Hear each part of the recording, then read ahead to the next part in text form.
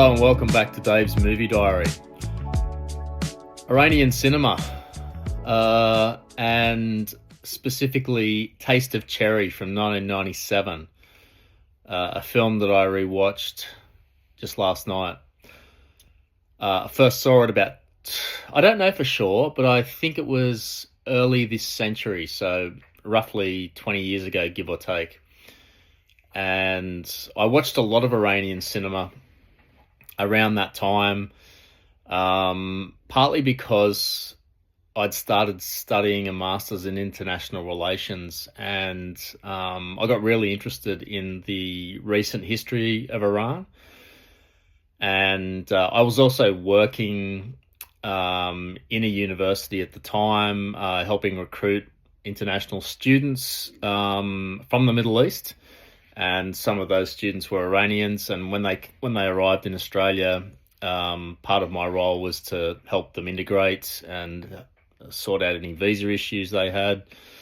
And anyway, it all played into me finding more about their culture and their cinema, Iranian cinema at the time.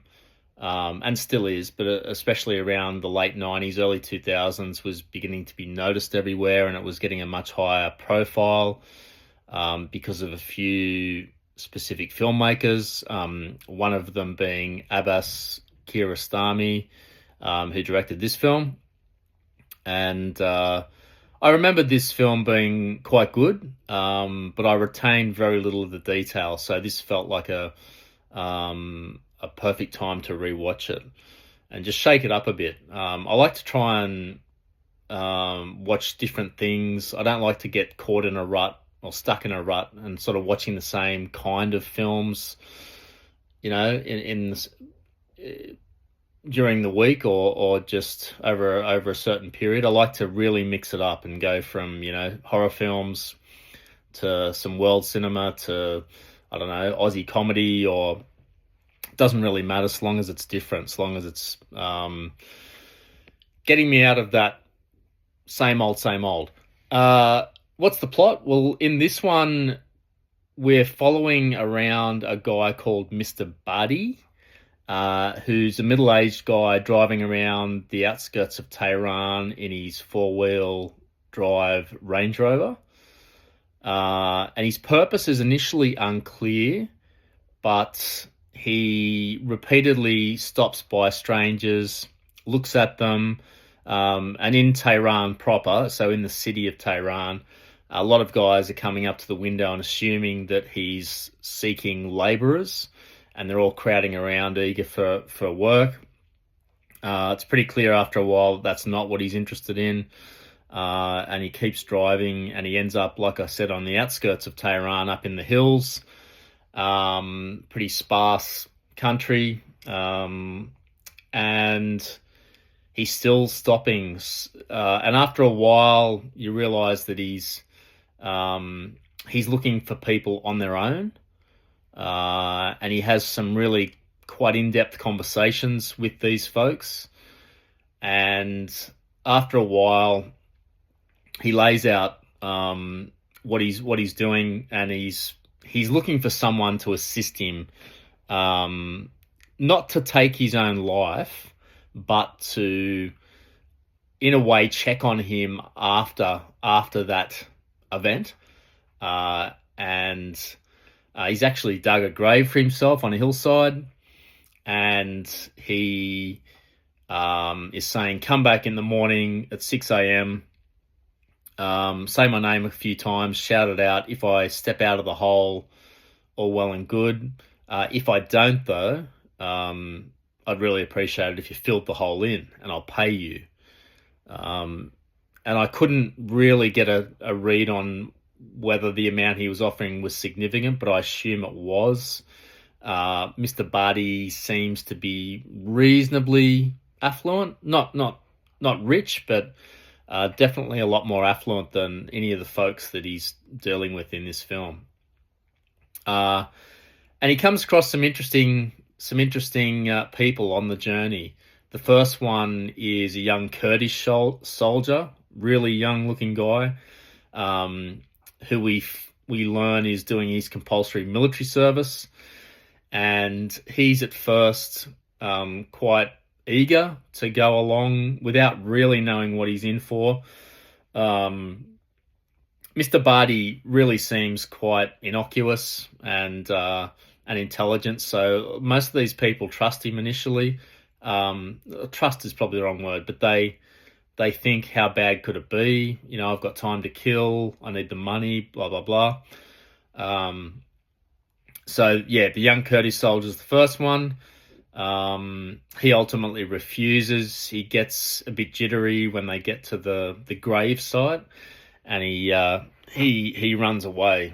The next one, as an example, is an Afghan security guard. He isn't really interested at all.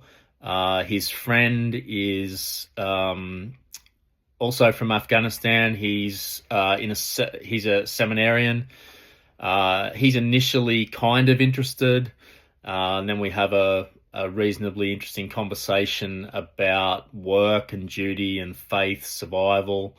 But ultimately, suicide is against this man's morals, so that doesn't work out. And each of these conversations are revealing a different way of looking at life and responsibility and definitely morality.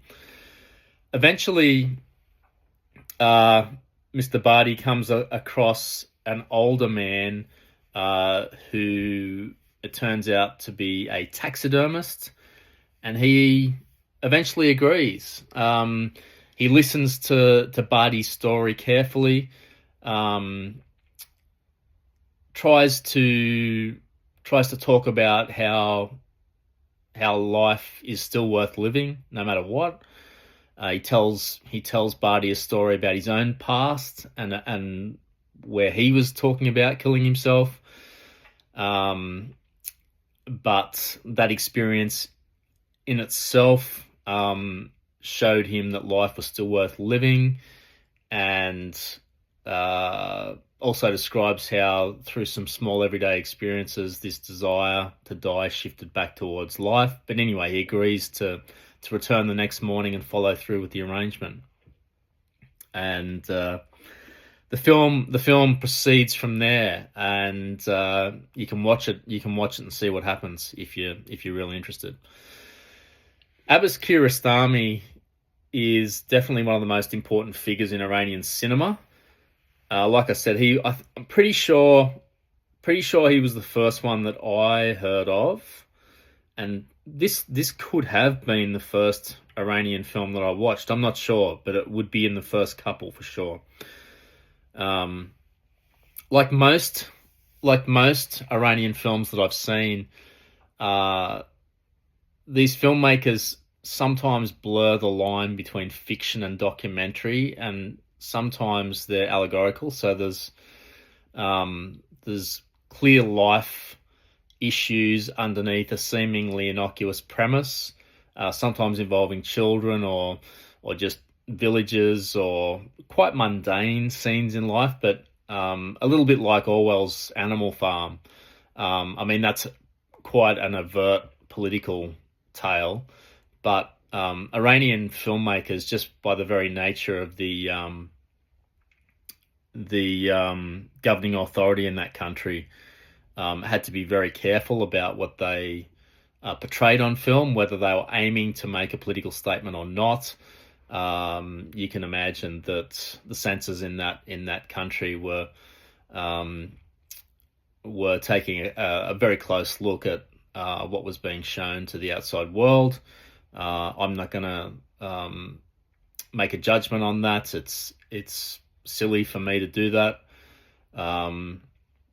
And those are for other people that are much more educated than me. I'm just interested in talking about these films.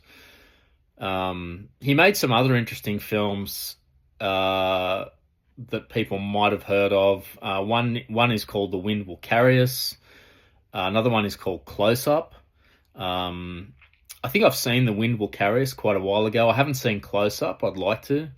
Another one is Certified Copy, and that one stars Juliette Binoche, the well-known French actress. who was quite big in the early and mid '90s. She was in a film called Damage, which I can recall quite vividly with Jeremy Irons. Um, she was in a film with Johnny Depp a few years later that I can't recall either. She was in Three Colors Blue, which was a celebrated film in '93, I'm going to say. Anyway, she went on to be in lots of films, and if you look her up, you'll know who I'm talking about. Kiarostami usually in this film anyway, he uses a lot of long takes, minimal cuts. So the YouTube generation will find this quite jarring because you're not being instantly shown a different viewpoint with cuts like in a music video. This is really old style filmmaking. You're left to really think inside a scene and think about it a lot more, about characters' motivations and just even still lifes nearly. Conversations really become the main engine in this film. And a lot of the acting, it's hard for me to tell, but a lot of the acting seems to have been performed by non-professionals, or if not, they're really restrained performances. I think the main actor, the main protagonist, is a reasonably well-known star, but the others, I suspect, might be first timers on, or not even actors, but could be wrong. Definitely filmed on real locations rather than constructed sets, and that gives it a real sense of realism. And definitely, I got my feeling was that I got the meaning out of this film through just observing these everyday scenes for the most part, rather than it being spelled out or tropes being used or clever devices that you see in a lot of Western films, where a lot of the directors, or whether it's from studio pressure or not, feel the need to spell things out to you and don't let you discover it or not discover it. They really leave it in your hands. That's really a European device for the most part too. So look, in Taste of Cherry, this all condenses into something really simple. A man driving around, often back and forth across this road, because he takes 4 or 5 of these men that he comes across to the site that he's dug out. And so you keep on seeing, it's like a something on permanent repeat. You think, oh yeah, I've seen that stretch of road before, because you have. He goes there, it doesn't work out, he has to drive back and look for someone else, and then he drives back around. And I found myself recognizing certain curves in the road and certain bits of scenery. And when you see this film, at first you'll think, how could that be the case? Everything looks the same, but it's amazing what your eye picks up and notices. And yeah, he's talking to these people who seem not like actors. It's like they're there, like they've always been there in these sort of small townships or villages. And there's really no cinematic decoration around what Kiarostami is doing here. Homayun Ashadi plays the role of Mr. Buddy. And he plays him with extraordinary restraint. That's one take. Another take is that he just plays him as a normal person, as you or I would be every day going about our daily business, because a lot of these people are, including the protagonist, even though he is involved in a somewhat unusual mission, call it that, on that day, to find someone to assist him, or to sort of, I guess, finish the job that he's set for himself. He's definitely not expressive in a conventional sense, and that's exactly why this performance works and why Kiarostami directs it this way. And a lot of it happens in silence or posture, controlled speech, little subtle changes in his face and his voice. You can see at times when he starts talking in earnest about what he's planning, that his eyes well up and his voice trembles a bit and shakes, and he's swallowing a bit more. Really, really clever little tells as to what he's doing. And what stood out for me was this calm, almost procedural tone that he uses when he's discussing something deeply serious, which is ending his life, particularly in a society such as this. And I think it's not just this, but any society where religion plays a major role has very definite views about ending your life. So he also shows quite little emotional display, as I've said, and there's definitely a sense to me that he's already committed to his decision, but he's still moving through the world. And there's like this contradiction running through him. Like he's behaving like someone who's already made up his mind, but he continues to engage with people as if conversation might still matter. And that kind of oddity carries the entire film for me. He never appears down in the dumps. He appears like someone who's just out on a drive in the country. The hills surrounding Tehran, anyway. So when I was watching this, I just started thinking about quite a few things that I'll just mention, just my impressions about it. And the first one is that I consider this as one of the great driving films. You often hear this term bandied around, but there's certain films where a car or driving is the main focus, and beyond everything else, this is one of the great driving films. Buddy spends nearly the entire running time behind the wheel. He gets out occasionally as needed to try and convince one of these strangers he's picked up to help him. But the car really becomes lots of things. It's an interview space, it's a confessional, it's a waiting room, it's kind of a container for his emotions. And I'm so used to films where driving is clearly staged or enhanced. Like there's a green screen or blue screen, whatever they're called, behind where you project CGI onto. But here it's real. You can feel every bump he's going over. It's continuous, it's grounded, unmanufactured. Occasionally he even gets out of the car and he's clearly stiff and physically worn down from the constant driving. Must have went through a lot of fuel. The landscape itself becomes part of the rhythm of the film, like I've touched on. Rinse and repeat. The dusty hills around Tehran feel so lived in, like these people have become part of the landscape, and there's no artificial cinematic landscape feel. It's just actual terrain being traveled through. Sounds really boring. It's not. Well, I didn't think it was. You see these laborers and children, construction folks, half built housing, abandoned vehicles, just everyday life's happening around him. Troops out on patrol or maneuvers. Just totally lived in. Another thing that stood out to me is that Buddy is almost like a professional interviewer, and he's really good at it. He doesn't rush into anything. He doesn't flag why he's talking to these strangers. He doesn't tell them what the job is. And he asks these really careful questions and skirts around it and uses each response to take another awkward step towards what his aim is. So, are you alone? Do you need money?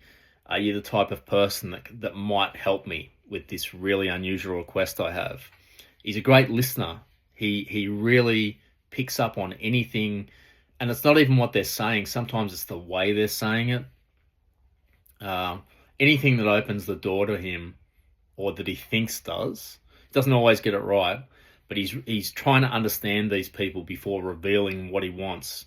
Eventually, with all of them, he gets to a point where he can't really dance around the issue anymore, and that's when he gets down to the crux. You know what it reminded me of? It reminded me of, here in Australia, there was this guy called Andrew Urban on SBS, and he had a show called Front Up.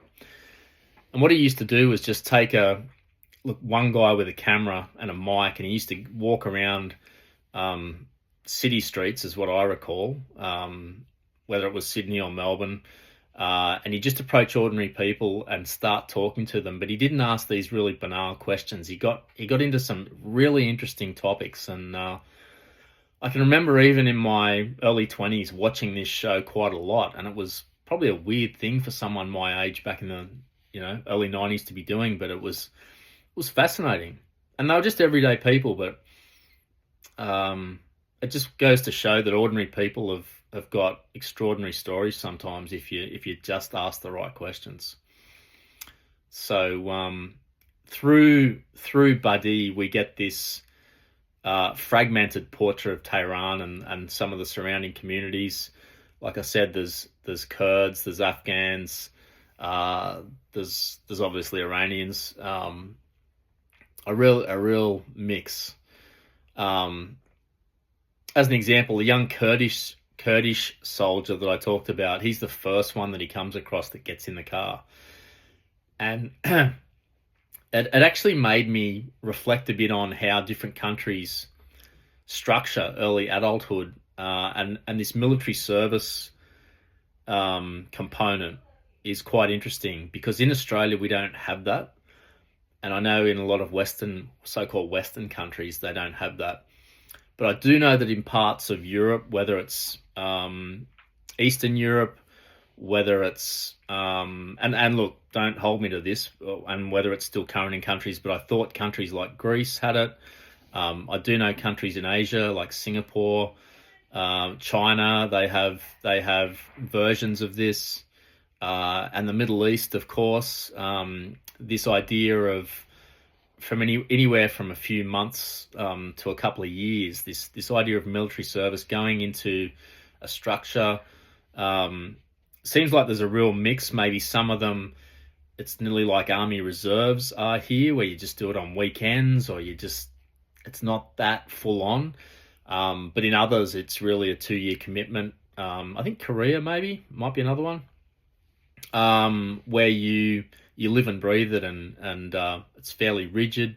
They take you out, they give you all these skills, and I thought that it must instill discipline and structure and responsibility, and a bit of friendships. These friendships formed under pressure that probably last for a long time, and then they must come out of this, and surely they're a long way down the track than what I was at the time without this kind of structure. Yes, I finished, high school and then went to uni without a break, and okay, that's some kind of structure, but I can tell you, I didn't have a lot of structure back then. And it's debatable whether I was doing anything worthwhile. I was wasting a hell of a lot of time. I had a lot of fun. I wouldn't change it for anything, but it probably, I don't know. I didn't come out of it with the maturity that probably a lot of these folks do. Pros and cons like anything. I said already that conversation is a really big component of this film, and the film really became less about the plot after a while. Once the plot was revealed, which is fascinating. It's a really cool plot. But more about the conversations with these different people, and each passenger, to me, represents a different moral and philosophical framework. The soldier was, of course, interested in or representing fear and duty. The Afghan security guard, also duty, but survival, displacement. He mentioned about how he had to leave Afghanistan. This is 97, mind you. This is before September 11, but still, if you know anything about Afghan history, things were already quite grim. That's an understatement, depending on who you are in Afghanistan, of course, but there was a lot of forced migration. The seminarian, who's also an Afghan, touches more on faith and moral law, and that's when we get a real opportunity for Buddy to talk about what he is intending, and he has some good points about not the merits of ending your life. That's a bad way to say it, but a response formed in logic, not emotion. And the taxidermist has a lot of great lived experience and parables and stories and real life experience to impart. And this is how we build up knowledge, isn't it? By mixing with other people from other places. And apart from that one conversation with the seminarian where suicide's debated directly, the film really lets life answer in different fragments. I thought as the film gets towards the end, the landscape becomes unexpectedly calm, a lot calmer and more open. And I thought, especially where the taxidermist is, there's a scene there where Buddy's sitting there waiting for him to come out to confirm the arrangement for the next morning. And he's just glancing around at these really peaceful communal communities. And it's quite a different... it was a different feeling to the initial scenes in Tehran proper, in the city there, that urban density. And I don't know, I got a real sense of space and air and stillness that contrasts quite clearly with the emotional weight of the story. If this had been handled differently by Kiarostami or a different filmmaker, it'd be a very depressing, weighty kind of film. But it's really not. It's I think it's really great use of the surroundings to lighten the sense a bit. So look, the final images are interesting too. There's a great scene there where we get this shot of construction sites and cranes moving across the skyline, wide open sky above the hills. It's just, and the sun feeling suspended over the landscape, just sitting there, nearly not moving, and just incredible. There's this really strange balance between all this industrial development that's going on and the natural stillness in the environment. Very calming, very, very zen, if you want to say. And I loved the where the title comes from in this film, Taste of Cherries, which comes from the taxidermist story. And I found it a fascinating story, a hopeful story that he imparts to Buddy. And he argues for life, not well, it is. I guess it is philosophically, but it's told through sensory experience. You know, he describes how he goes out to this orchard with the mulberry trees and the sunlight's there, and talks about the landscape. And then these school children come up and ask him to shake the tree to get the fruit down, and he picks up the fruit and takes it back to his wife. And the reason he'd gone out there to take his own life was because his marriage was so unhappy. And when he takes the fruit back, his wife is happy. And he said that didn't change everything, but it let us move on, or let us move past that, and appreciate what life has to offer. And that if you leave this world by your own hand, or however, you lose that taste of cherries. And so it's not really so much as an ideology, but it's a reminder of physical experience. So distilling some of the themes down, it really presented suicide as conversation. talked about rather than abstract references, which really worked. And life being understood through these small sensory moments that we can all experience if we try. I guess looking at these different cultural frameworks of duty and belief, just a different worldview, and I always find that interesting. The landscape is this emotional counterpoint to the human concerns and pressures and stress. Driving, like I said before, driving is a form of reflection. We all distract ourselves when we're driving along. I do it all the time.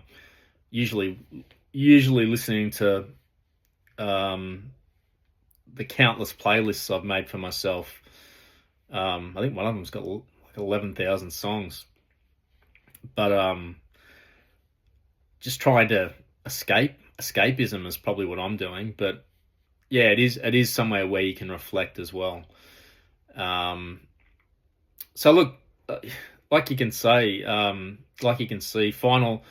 had a lot of thoughts watching this, and the running time was great, 90 something minutes, perfect. It shifts gradually from a moral problem that Buddy has into something much more observational and human about life. And I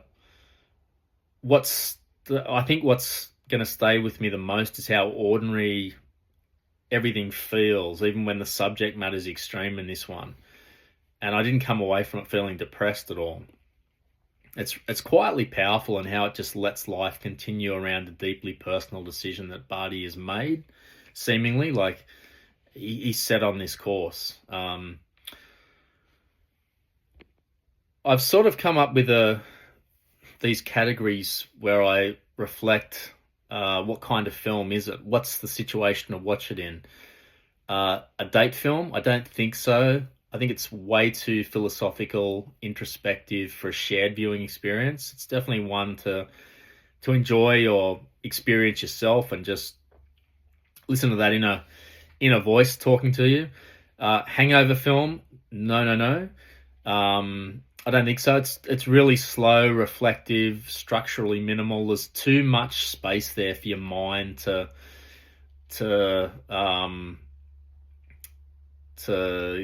get involved and start going down all the deep dark holes and the things you did the night before.